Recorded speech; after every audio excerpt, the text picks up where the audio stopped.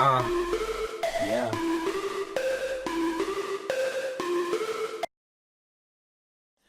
Hello, everyone, and welcome. My name is ADD Spanky, and it's Sifriday. It's another episode of Captain Fathom. Captain Fathom.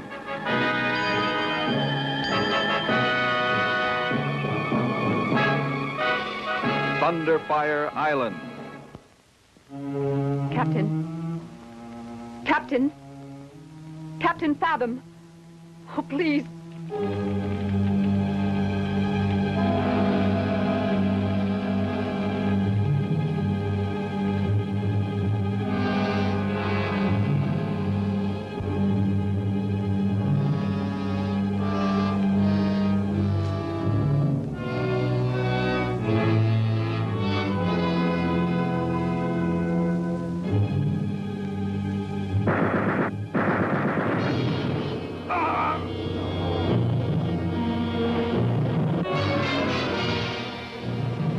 So, you destroyed the curious aviator and his craft, eh? Yes, Hannibal Chang. The aircraft was completely demolished. And the aviator? He was shot a number of times, sire. He fell from cliff, flaming to his death. Ah, so. To his death. And this, you know from close inspection of his lifeless body, eh? Well? No, Honorable Sire. The body has not been recovered yet. Ah, so. Then it cannot truthfully be said that the aviator is dead, can it? And alive, he is free to broadcast to the world the truth of our island, right? Ah! Recover the body, or you all die.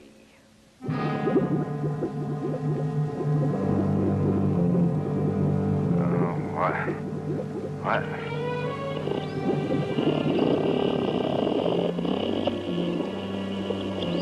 Where is it? What? Porpoise. Let go. Go away. Biff, is that you? Biff, get me out of here, fella.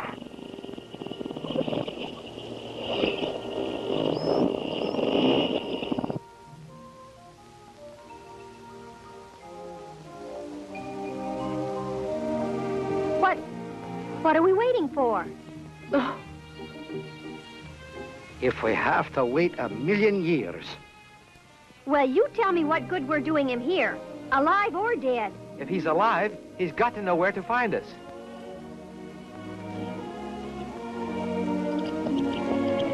What?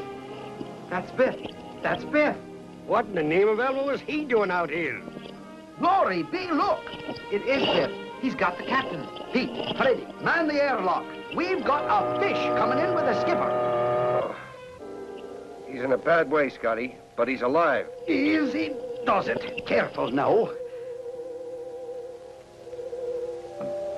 His breathing is returning to normal, but it's a miracle. Aye, hit in the shoulder, the arm, a cracked rib. Look, he's coming around. Captain, can you hear me? You're okay, skipper. Do you know where you're at? You're back aboard the Argonaut, Captain. How do you feel? If you'd take that mask off his face, he might be able to answer. How did I get here? Biff brought you back, sir. He had a hammerlock on his fin. Biff? Save your breath, Captain. I don't remember. No, don't try to sit up. Oh, get the number of that truck. He shouldn't be sitting up. Please, Captain. You're pretty cut up, skipper.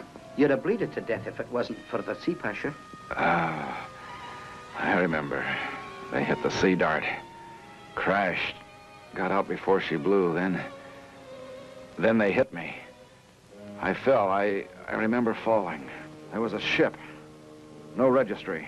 Had some radiation shielding. That's it. There was no Tembler. That island was brought about by controlled atomic blasts. But why, Captain? The pitch-blende ore? Of course. A major new source of uranium. But the ore could be mined undersea. Oh, the uranium was only part of it. But an island in the mid-Atlantic between Africa and South America, that's a strategic missile base. Okay, we have to move fast now. It's adrift at 50 feet. The current will move us toward the island. Yes, sir. Miss Perkins, I want to talk with the Supreme Justice of the World Court. Hotline connection with the heads of the major powers. Yes, sir. Pete, Freddie, I want short-range ballistic missiles in the launcher tubes. Right, sir. Okay, everyone on his toes now. World War III begins or ends right here.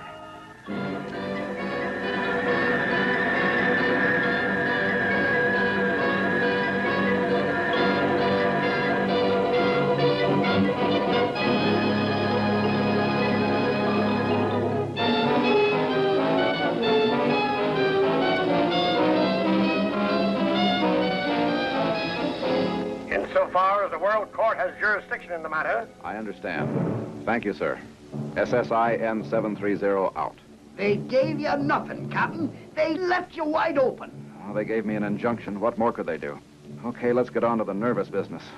Miss Perkins, station check. Yes, sir. Bearing and range marked on target. You want the same frequency? Affirmative. Well, don't worry, they've been monitoring all this. Pete, full ordnance on standby alert, sir. Ready? Full engine power on reserve, Captain. Heat force field, Scotty. Force field. Okay, we're ready for just about anything. Let's get on with it. They're probably wondering what's keeping us. This is SSIN 730 to unidentified vessel lying off Bellefontaine Seamount. Over. Seamount, come in. Over. A person calling unidentified vessel. We are United States freighter, city of, San Francisco. Over. Oh, that's a hot one. Unidentified vessel. By authority of the World Court, you're hereby enjoined from further activity and your officers and crew placed under arrest. We understand. Your command is directed to put out on a small boat with all ship's papers and stand by for further instructions. Affirm. Over. As you wish, we understand. I'll just bet you do. Fire control has a fix on the submarine, sire. Await my signal. One shot from a flare pistol, then destroy them. Yes, sire.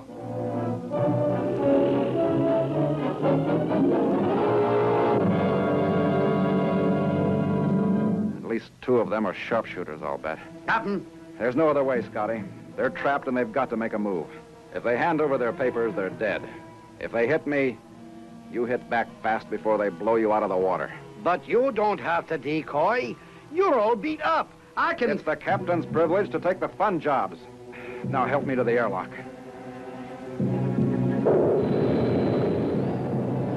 I said I'm going after him. Open this thing up. You're not going step one, miss. Captain's orders. Well, I'm not under captain's orders. What's the matter with you types? You think he's made of cement? He'll bleed all over the Atlantic before he gets back. If he gets back. We are 50 feet underwater. I'm the original beach bunny. Now open this thing up. Place your ship's papers and identification on a life preserver. Set the preserver adrift and back off 200 yards. First, we must see your credentials. Do you have credentials? Hit the deck,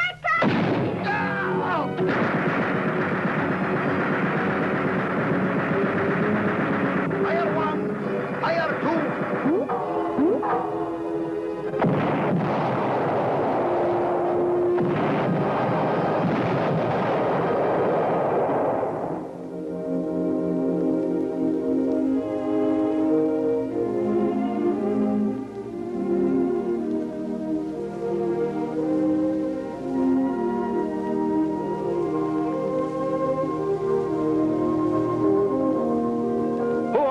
You to Sammy Basalt, Jr., you're rotten to the quick. But a million laughs, right?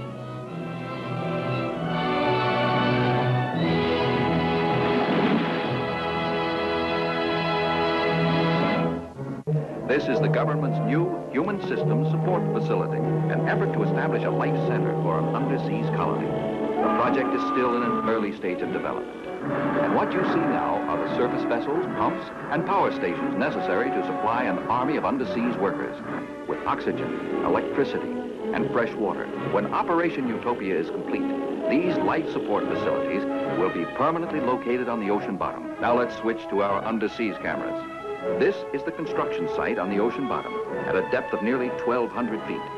A year from now, this area should be a fair-sized undersea city. To withstand the great pressures of this depth, structural members are massive, many times stronger than those used on land. This crane operator works in a pressurized cabin. He also wears a pressure suit as a backup safety feature. Pressure suits are worn by all the workers, each with its own oxygen supply, power pack, and booster system. The booster system is like the power steering in your automobile. If a worker starts to move his arm, his suit automatically boosts the movement. Without this power boost, workers would tire from the tremendous pressures in less than an hour. This is how they get around with their power packs. Much of the ocean bottom is fine silt many feet deep. It can't support weight, so this mammoth machine is sucking it up and piping it to the surface. Here it's piped onto barges. Then the barges are towed several miles away and their loads dumped. Silt removal will be a never-ending job in this underseas community. Ocean currents are always bringing in a fresh supply. And the ocean currents themselves are a problem. To withstand their great force at this depth, some buildings will anchor onto steel piers driven many feet into the ocean bottom. Their floors will be located off the bottom to avoid the shifting silt. This mammoth machine is laying down a finished flooring of concretite, which hardens instantly. This is an area called the sink. When this region was above sea level, it was probably a lake, but a year from now it will be dotted with homes. This is Operation Utopia's residential section. Like most building developments on dry land, there is earth removal, tons of it. This huge earth mover is grading the ocean floor to... What's happening? It's sinking through the bottom, falling out of sight.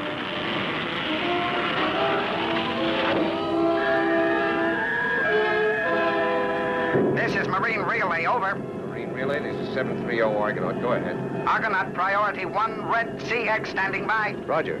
Go ahead. A coded message, Captain? Yeah, sounds like it.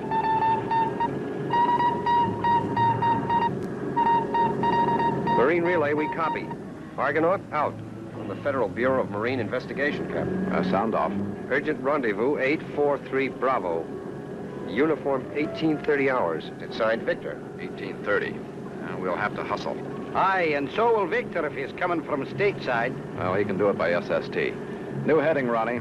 85 true. All ahead V10. All ahead V10.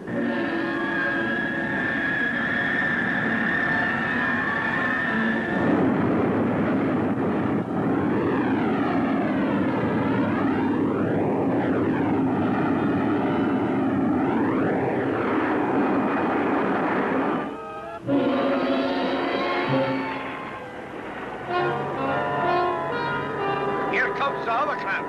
The captain's private taxi. Scotty, you men mind the store while I'm gone. Aye, Captain. What do you suppose it's all about, Scotty? Beats me, Sonny. But the government just sent one fellow a fair piece around the world in a $30 million airplane to talk with a skipper. So it must be important. Man, you know everything, don't you? Aye, excepting what's going on.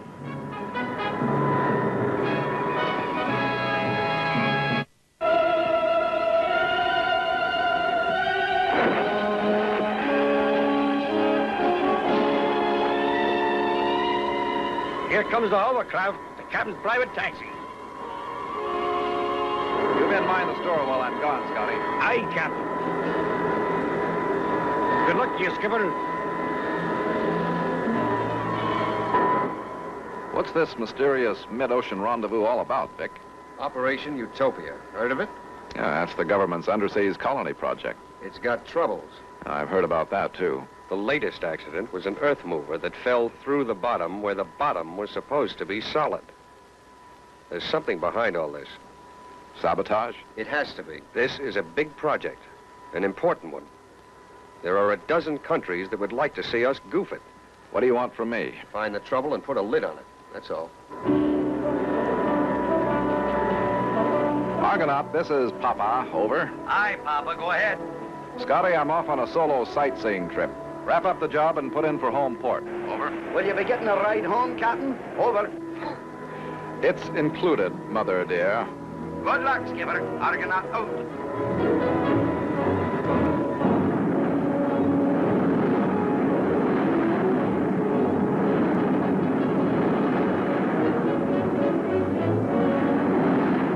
That's W.P. Chesterfield, the contractor on the project.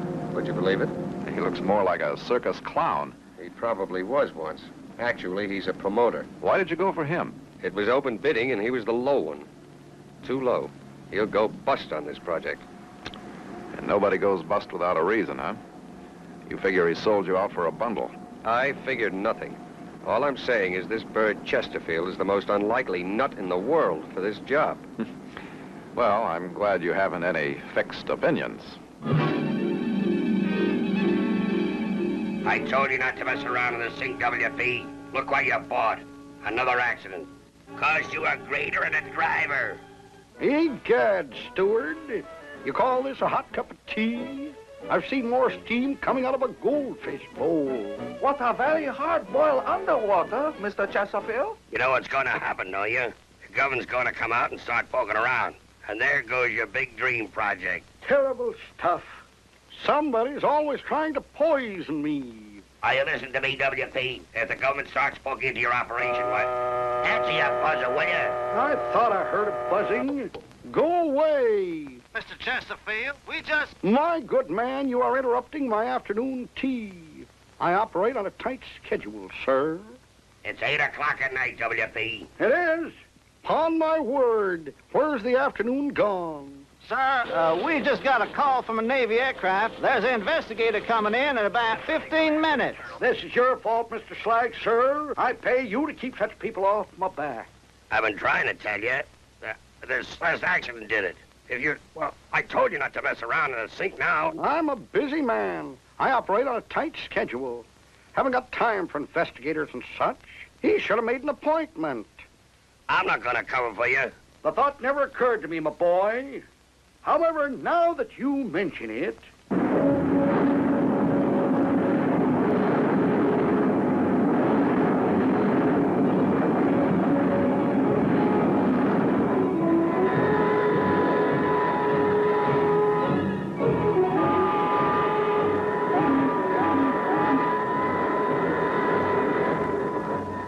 Yes, sir, you're expected, Captain. If you'll just climb into this pressure suit. You getting plenty of air there, Captain? Fine.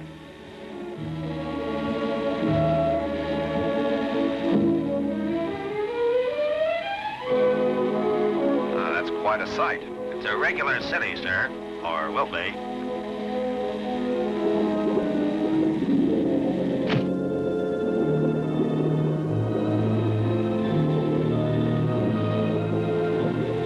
Like you said, I'm expected. Which one has the zip gun?